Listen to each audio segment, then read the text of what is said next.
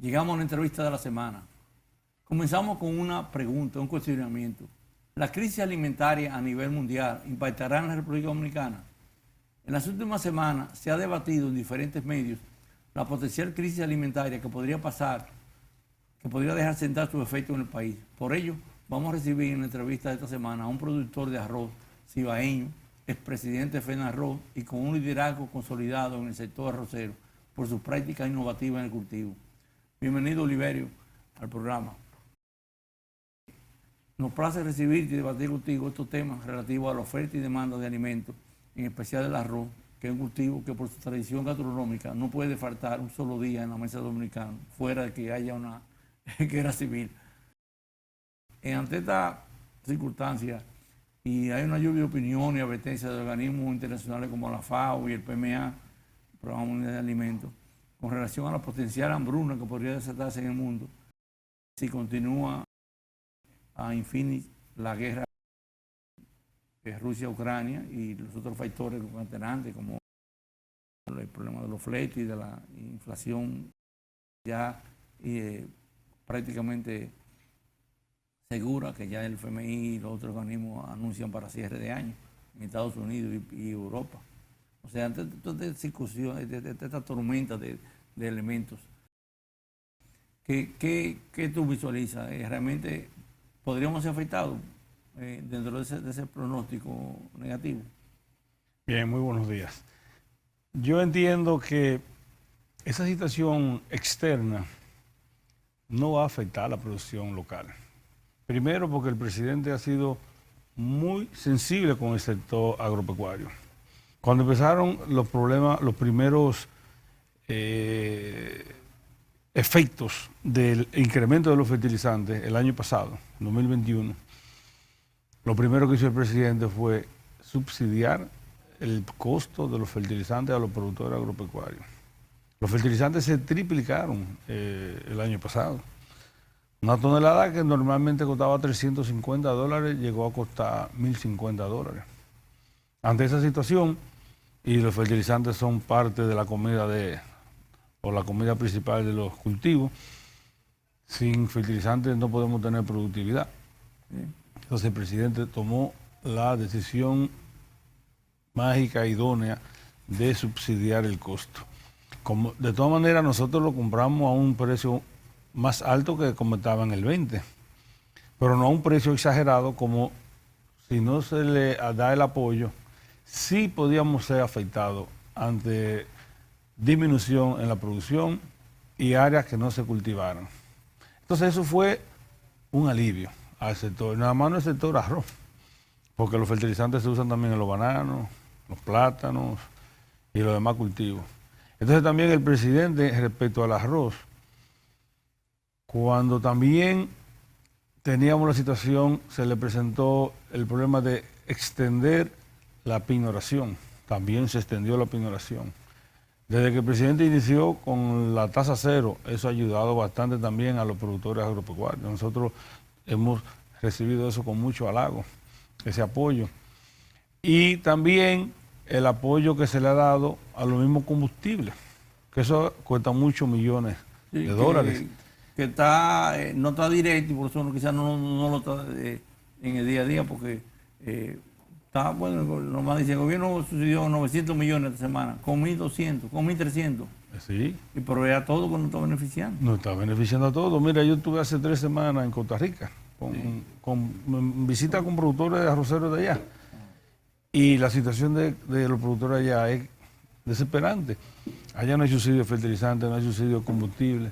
Entonces eso es bueno cuando tú vas y lo ves fuera y tú ves ese apoyo. Entonces por eso yo digo que esas son las medidas tácticas en momentos como ese, que quién se imaginaba que los fertilizantes o los agroquímicos también se dispararon. El costo de los insumos, todo se disparó. Pero hemos tenido buena productividad. El año pasado la producción no fue muy buena. Este año también tenemos materiales genéticos que han resultado muy positivos, lo que se lanzaron en Viva Arroz. Sí, la investigación del doctor Federico Cuevas, que fue la variedad Juma 6920, fue la de principal siembra del año pasado. Ahora se lanzó la 7022, que son variedades que resisten a los herbicidas, graminicidas de control total. Yo recuerdo que en una visita que hice 2 años atrás a Juma, fuimos y vimos el campo que ya tenían desarrollando la resistencia al herbicida. Y yo como que me quedé medio, como digo, ¿pero y para qué esto? Porque nadie nos explicó, pero no, mire, nos explicó un guía. Esto aquí que están haciendo pruebas preliminares para resistencia al herbicida. Recuerdo como ahora que nos lo explicó. No, y para que el público entienda, es que se le aplica un herbicida que controla todos los tipos de arroz que hay, porque en el suelo hay mucha variedad de arroz. Sí. Que no es la que uno siembra, la que uno siembra y las otras que están ahí, sí, las silvestres, pero que son competencia para el que tú siembras. Sí. Entonces ese químico mata todas las otras y nada más deja la tuya. Es una tecnología muy avanzada, que eso nos ayudó mucho el doctor Federico Cueva. Después del doctor Cie, el doctor Cueva fue quien nos dio el relevo. Esos son los dos que han trabajado fuertemente en este país, en el arroz, en investigación. Lamentándolo, caray, como él que de ellos de una entrevista y trunca por la situación de su fallecimiento, no quedó a la espera, caray. ¿Con el doctor Cie? Sí.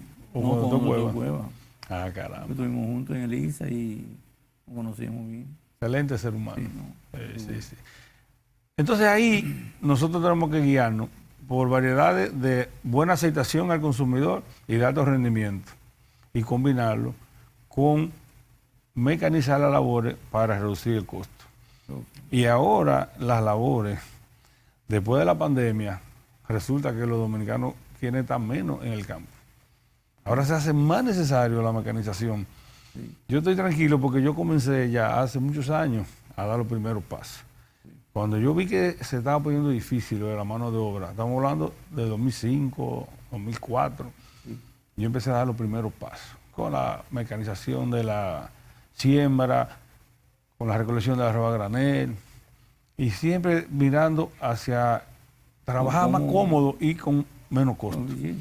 Y ya ahora en el 22 estoy en un punto donde los fertilizantes, los insecticidas, los herbicidas, la siembra, todo ya lo hago mecanizado. Te voy a decir, cosa que te interrumpa, una anécdota que vi en un documental, un programa ya hace un tiempo, de cómo una familia en Texas, el esposo con su esposa, 3 hijos y 4 o 5 obreros mexicanos, manejaban una finca de 108,000 tareas.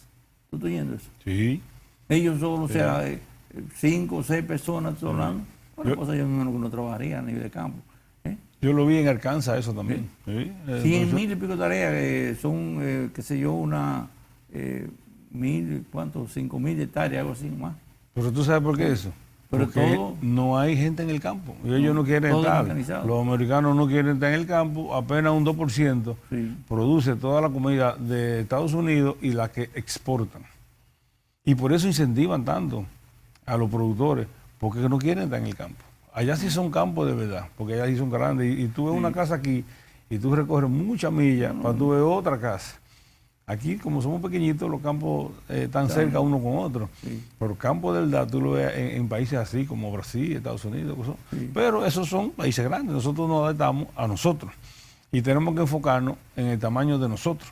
Sí. Lo que yo quiero dejar de claro es que la mecanización se puede, ya la tenemos en el país. Y que hay máquinas grandes como esas que tienen los norteamericanos, pero también hay máquinas pequeñas y medianas. Todo hay de todos los tamaños, tanto los tractores, la cosechadora, los equipos de aplicación, de todos los tamaños tenemos. Sí. Entonces nos adaptamos a la de nosotros. Sí. Aquí vemos en imágenes cómo se va trabajando la tierra en agua. Sí, yo traje imágenes de 2 tipos, la preparación en seco y la preparación en agua, porque tenemos que tener las 2 opciones. Okay. Hay zonas donde son muy húmedas que a veces el clima no te permite hacer la labor en seco.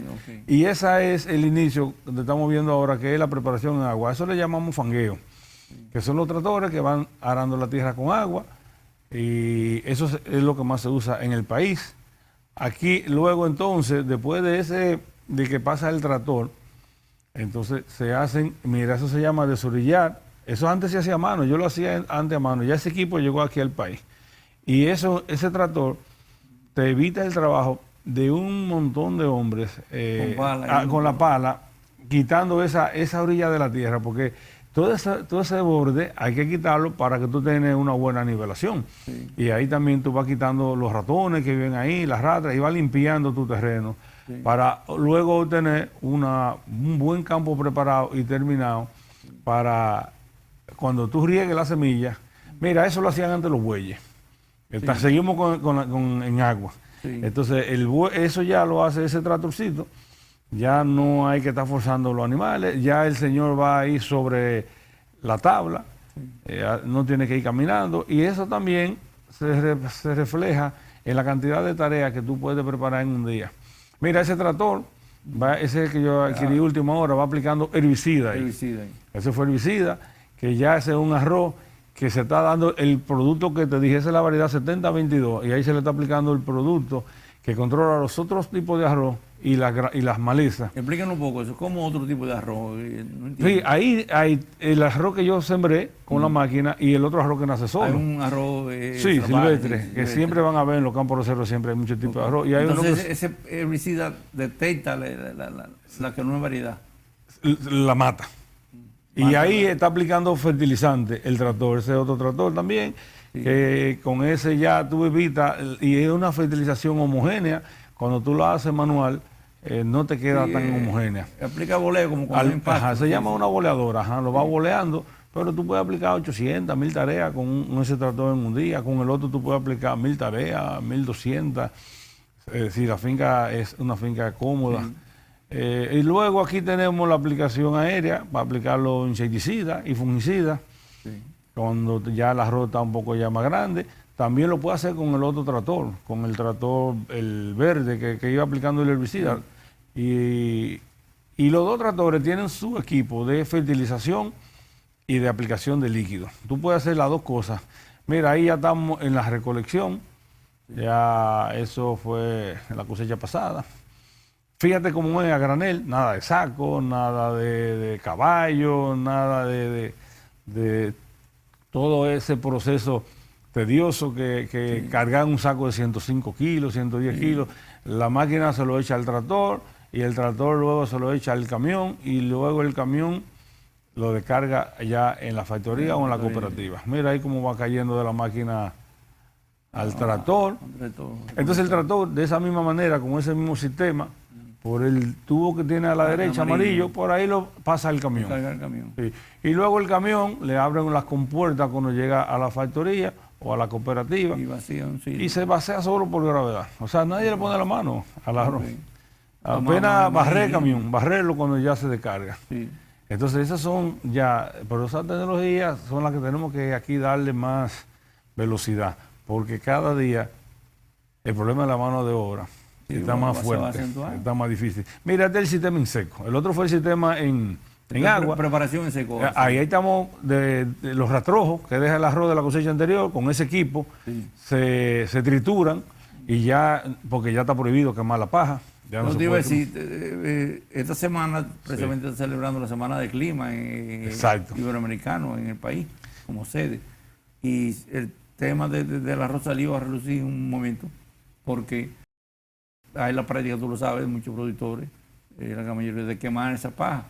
Y de hecho creo que habían 2 productores que estaban sometidos ya a la justicia por medio ambiente. Entonces, ¿cuál es la realidad de la situación? Mira, lo de la paja no está totalmente definido. Hay países que la permiten con su norma.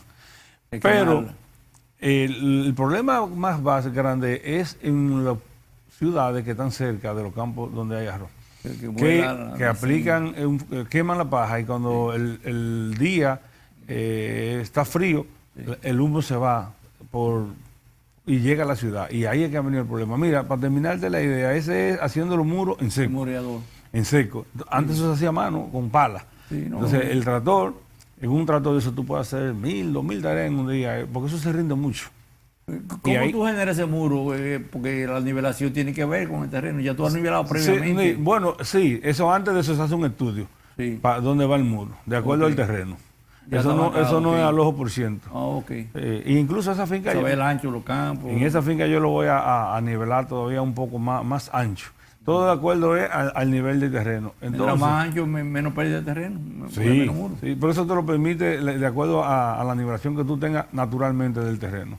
Entonces, luego que pasa ese tractor, Este lo compacta Sí. para que el muro tenga fuerza, para cuando tú entres el agua, Sí, no se te rompa. Entonces, después que tú le pasas ese compactador, entonces ya tú puedes enchacar. Entonces, pero luego del compactador hay que seguir preparando la tierra para que la máquina venga, la sembradora. Pero entonces te decía lo de la paja, que es que ese humo, cuando queman en hora temprana de la mañana, se iba a la ciudad. Y el problema ha venido más que todo, no es tanto por el medio ambiente, es por la población, en La Vega básicamente, en Mao. Entonces, cuando esa ciudad se llena de humo, los habitantes se gritan. No, y que en el caso de La Vega, por ejemplo, los vientos alisios, para allá que soplan, vienen de la región de Samaná y todo, y por ahí que siguen. Derecho. Llega derechito ese humo. Sí. Entonces, el problema empezó por ahí más que todo, por la provincia de La Vega. Y ahí que se actuó más fuerte. Pero hay fincas que se puede quemar la paja, donde no llegue el humo a las ciudades. Pero eso habría que terminarlo, eso habría que hacer un estudio más sofisticado, pero ahora mismo está prohibido. Y ahora el que la quema tiene una multa, una sanción fuerte. Sí. Entonces, pero es lo que te digo, hay países donde se puede, o sea, todavía científicamente no se determina cuál es el gran daño que hace la quema de esa paja. Nosotros todavía no lo sabemos. Por lógica yo te diría, Oliver, ¿y por qué no incorporar esa materia orgánica que nos enriquece el suelo y nos le da? Eso fue lo que yo hice ahora que la incorporé. El primer paso fue ese que vimos con el tractor, triturando el tallo. Mira, aquí ya sigue el paso en seco. Después que se le pasó el del muro, mira, este es un equipo que ahora, ese es reciente, ese lo adquirí yo el año pasado. Ese hace la orillita de los muros, la va nivelando, porque tiene como una cuchilla que van hacia abajo y tiene un nivel atrás que también te ayuda con la nivelación. Es como si fuera una licuadora que te va rotando ¿Pero qué hacia abajo. Respecto al muro? Mira cómo va adelante la tierra y mira cómo queda atrás. Definiendo el muro, sería. Te la va arando, eso va arando la tierra, pero hacia abajo. Y te la deja el suelo ahí mismo, te deborona bien los terrones. Como un rotovator, algo así. Como un rotovator, pero para abajo. El rotovator lo tira para atrás. Sí. Este es un sistema nuevo que la pone hacia abajo. Entonces, todos esos pasitos te van acondicionando el suelo para luego tú venir con la sembradora y sembrar el arroz, que es el próximo paso que viene ahora, la sembradora. Entonces, luego que tú siembras, ya solamente tú tienes que ponerle agua. Y cuando tú ves, mira, ahí va la máquina sembradora, esa es la sembradora. Ahí está la semilla, seca. Esa fue ahora, eso hace 2 semanas, 3 semanas. Que estábamos sembrando allá en la finca, entonces ahí... La cosecha de invierno. Sí, la de invierno, sí. Sí, ahí estamos... ¿Y la semilla tú la compras certificada?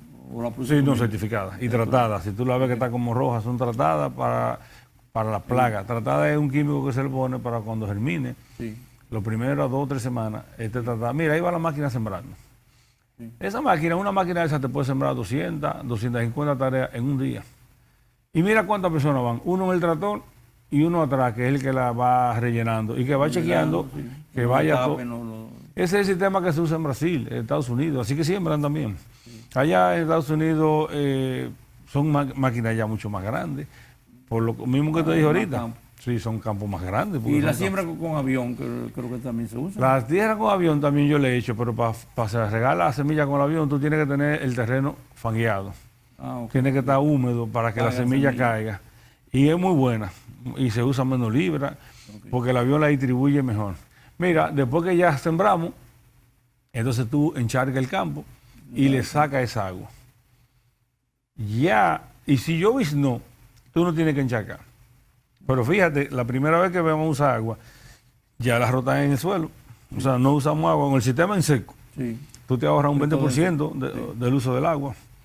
Sí. Y trabaja también mucho más cómodo. No tienes que trabajar con el lodo y la cosa. Ya tú de ahí sacas el agua y a la semana ya tú ves la hilerita de la semilla. Y luego vienen los controles de la maleza, como lo vimos ahorita con el tractor, y las fertilizaciones inmediatamente al otro día o a los 2 días. Pero básicamente tú seleccionas el método en base a la atmósfera. Sí. Si hay sequía, tú te vas por el plano. Sí, si hay una época muy fuerte de lluvia, Sí. yo me voy por la parte húmeda, pero también la tengo mecanizada. Sí. Y cuando tengo las condiciones como ahora, que fueron muy favorables, me voy por la parte seca, pero el objetivo es hacerlo todo, acondicionar el suelo con buenos drenajes, a que se sea firme, para tratar de hacerlo seco ya a partir del tiempo. Y que si afangue ya sea cada 4 o 5 años. Esa es la idea.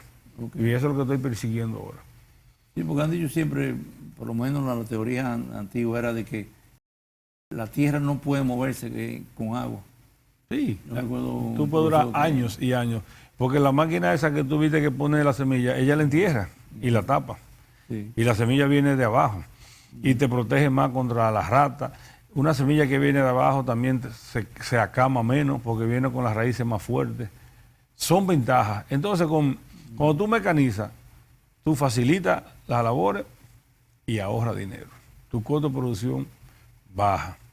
Entonces, cuando tú con una buena productividad, con variedad de buen rendimiento y con mecanizaciones de las labores, entonces ahí esos son las dos partes, los dos objetivos que yo he estado haciendo durante los últimos años. Y por eso he podido ampliar y manejar las áreas que estoy manejando. Podríamos decir que tú fuiste un visionario que 10 años atrás viste el problema que estamos ya afrontando y que va creciendo año a año de la dificultad de la mano de obra, los costos. Más de 10 años, Sí, como 20 años yo empecé a hacer la mecanización. Lo que pasa es que es un proceso, porque además de comprar los equipos, que son costosos, tú tienes que enseñar el personal. Es un proceso. Entonces yo he ido adquiriendo el equipo y enseñando el personal. Sí. Y entonces Como paso dice, a paso. Prueba y ajuste, prueba y ajuste. Ajuste, pero ya tengo el ciclo completo. Y eso es lo que me da tranquilidad. Entonces, lo importante, la pregunta del año, como dice, sería, esta inversión que hay que hacer en equipo, en preparar el personal, preparar el mismo terreno, de hecho, se compensa con el incremento de productividad y reducción de costos. Sí, se compensa. Y es una necesidad en este momento. Porque post pandemia es que ahora estamos muy diferentes a antes de la pandemia. Porque se venía escaseando la mano de obra antes de la pandemia. Pero después de la pandemia es que se ha puesto difícil para trabajar en el campo. Porque los jóvenes del campo tienen otras ideas. Sí. Muchos de los jóvenes de donde yo estoy en la finca se han ido, son policías, otros se les gusta más trabajar en un motor, con los conchos. Otra zona, por ejemplo, como en Nagua, ahora hay unos moluscos que salen con la marea alta y luego cuando la marea baja lo pescan y eso se vende carísimo. Ahora los jóvenes quieren más, es más rentable estar en esa actividad. Entonces, cada vez tú vas viendo que hay cosas nuevas que van afectando y que van poniendo menos ánimo a lo que trabajan en la actividad de labores bajo el sol. Y eso trata de, entonces ¿cómo tú puedes contrarrestar con las máquinas? Por eso es que yo siempre he hablado de la mecanización y para eso está el Banco Agrícola. El Banco Agrícola quiere prestar para la tecnología, porque don Fernando Durán me lo ha dicho, y está preocupado por eso. Y quiere que avancemos en la recolección a granel y quiere que avancemos en la siembra con las máquinas. Entonces yo diría que ojalá se formen cooperativas para dar servicio. Ojalá aparezcan personas que se motiven a través de financiamiento blando y a largo plazo con el mismo Banco Agrícola o con la banca privada, que vayan adquiriendo la destreza y vayan dando los servicios, porque ese servicio está en todos los campos disponibles para darlo, porque hay que empezar por ahí. En Estados Unidos son empresas que dan esos servicios de recolección y andan con sus casitas rodantes, ellos se van moviendo de un sitio a otro. O sea, cuando comienzan a cosechar, eso es cosecha y cosecha. Entonces, eso es lo que yo entiendo y mi mensaje es ese, que tenemos que encauzarnos a la mecanización, seguir con la investigación. El gobierno que apoye más, el Ministerio de Agricultura a vivo arroz, con las investigaciones, que esas son las que nos tienen ahora, esas nuevas variedades. La empresa privada también han invertido muchos recursos nuevas variedades. Sí, los productores de semillas. En la producción de semillas, en variedades que vienen de Colombia. Entonces, empresas como Prosequisa, como Genarroz, tienen que seguir, porque eso es lo que nos motiva. Una variedad de alta producción, con buena resistencia a CAME, de un ciclo corto o mediano, corto, y tú juntar la productividad con el manejo. Eso es lo que yo he hecho y eso es lo que me da resultados. Pero entonces podríamos decir, Oliverio, que ante lo que tú planteas, estamos ante el acuerdo de rescate, que tú sabes que en el 25 ya se nos cierra completamente, con una puerta a poder mantener el cultivo de arroz como una actividad económicamente rentable en el país. Mira, hay unas negociaciones que el presidente nos dijo en un almuerzo, y ya nos lo dijo en la finca, mi finca, cuando el año pasado hicimos la inauguración de la zafra del 21, que se estaban dando unas buenas negociaciones. No sabemos cuáles son, pero sí los productores estamos esperanzados de que ese acuerdo, algún norte se llegará el presidente, porque si entra así como está, no estamos totalmente preparados para claro, eso. Porque imagínate, la mitad casi de la producción la producen los parceleros del sistema reformado, que tú sabes cuál es la realidad, 35, 40 o 50 tareas cada uno, porque son individuales ya. Están en el grupo, pero cada quien hace lo que quiere. Ahí es que empieza el problema. Entonces, es un sector que imagínate, habría que, ¿cómo lo manejamos? Y la economía de escala es que nos complica más, porque aquí somos pequeñitos y ellas son grandes. Pero hay que buscar una solución. Y yo sé que el presidente... Solamente pensando en ese sector. El presidente junto con doña Sonia Guzmán nos van a dar buena noticia. Nosotros estamos los productores muy esperanzados. Yo lo que creo que es habrá una flexibilidad en el plazo, una reenganche, qué sé yo, ahí 5 años más. Sí. Yo hace 10 años estoy hablando de esto y nadie dijo esto, pero no sé que tenemos ese problema. Y sabemos que está firmado, sabemos que está firmado, pero algún puerto llegaremos, porque el arroz, más de 30.000 productores somos, más de 80.000 empleos directos, más de 200.000 empleos indirectos. Entonces, se produce en 21 provincias del país. Entonces, tú no puedes dejar todos nosotros que dependemos de ese cultivo y siendo el alimento básico de los dominicanos, porque los dominicanos dicen que no ha comido arroz al mediodía, no ha comido. Y es lo único que te aguanta, y el alimento todavía más económico también que tenemos. Está claro. El arroz, una libra, comen 3 y hasta 4 personas. Y la alta carga calórica que tiene. Y que te resiste toda la tarde. Cuando tú comes arroz, tú sientes que comiste. Está claro. Entonces es un cultivo básico, es un cultivo político. Y cerrando esa parte de la producción, la cosecha pasada, más almacenamiento, ¿cómo nos da? Tenemos suficiente arroz para siempre, los 6 meses que se prevén de reserva. Mira, el inventario último que se hizo ahora, que al final de junio, arrojó un valor de 7.054.000 quintales en inventario. Ya se está iniciando la cosecha, la segunda, en la zona de Catañuela y en la zona noroeste. Luego ya en poco tiempo se inician la cosecha de los retoños en el Cibao Central y bajo Yuna.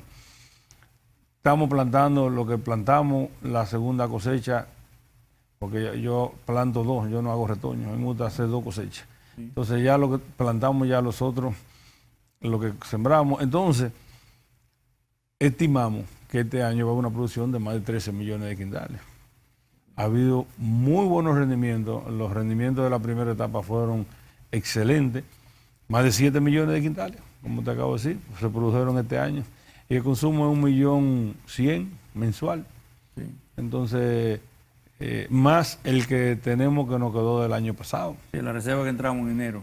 Entonces, según los datos que tenemos de Viva Arroz, tenemos suficiente arroz para este año y suficiente arroz para los primeros meses del que viene, y por eso se le pidió al Ministerio de Agricultura, se le pidió al ministro, y lo consiguió con el presidente, que la pinoración fuera todo el año, porque hay mucho arroz. tenemos buenos inventarios, en cuanto a arroz no hay que preocuparse. El Tenemos pueblo puede estar tranquilo. 3, 4 meses. No más. De reserva.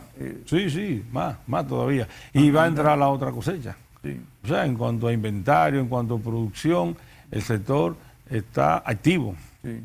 Sí, y se terminó la primera y se plantó la segunda o se hizo el retoño. O sea, el sector está dinámico. No está claro. Está dinámico. Por las mismas zonas del país van cambiando un poco la fecha de corte y de Sí, cosecha. siempre así en la segunda cosecha. Sí. Pero en cuanto a temor de inventario, no. Aquí tenemos suficiente arroz. O sea que ya eso toda es la seguridad factoría. alimentaria, lo que perseguimos. Sí. Y arroz, que es lo básico. Entonces, eso está asegurado. El pueblo puede estar tranquilo, que el arroz está seguro y que lo seguimos produciendo. Y que se está haciendo, no hemos tenido problemas con agua, no hemos tenido los problemas de los fertilizantes, incluso ahora mejor han bajado algo de precio.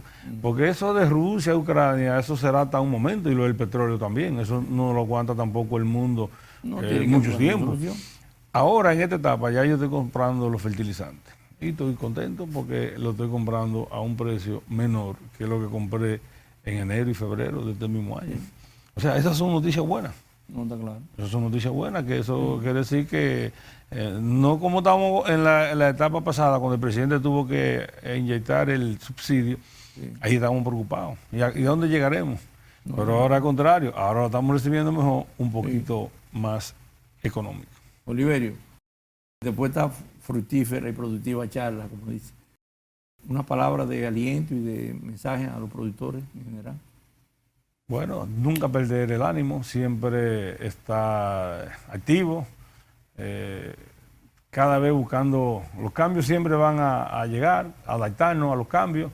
Ahora tenemos que adaptarnos a los problemas que tenemos con la mano de obra, a trabajar con los costos un poco más elevados por los factores externos, pero esta es nuestra empresa y yo realmente, igual que los productores arroceros que me están viendo, eso es lo que sabemos hacer y eso es lo que tenemos que seguir mejorando, nuestra productividad y disminuir en lo más que podamos y en lo más que entendamos los costos, para que esto es un negocio, tratar de producir más y tratar de gastar menos, porque esa diferencia es la que nos queda a nosotros en los bolsillos. Y seguir con ánimo y seguir abierto a toda la tecnología nueva que vengan llegando. Muchas gracias. Amigos, vean ustedes cómo, con tesón y perseverancia, Oliverio se lanzó ya hace más de una década a este proyecto que ya hoy ve los frutos y sirven de ejemplo al país y que el país tendrá que agradecérselo eternamente porque no ha abierto los pasos a lo que mucha gente quizás no creía o estaban apáticos, que ya se sabía que podía lograrse. Él tomó la actitud de apropiarse de esa y ir haciendo los cambios de ajuste, inversión, sin mirar atrás y sin mirar los fracasos, sino hasta llegar a este objetivo que ya tiene una alta competitividad y los posibles acuerdos que puedan entrar en el 2025, si no hay otro arreglo, él podría enfrentarlo perfectamente. Con esto concluimos el programa. Muchas gracias por su atención. Le esperamos el próximo sábado a esta misma hora. Muy buenos días.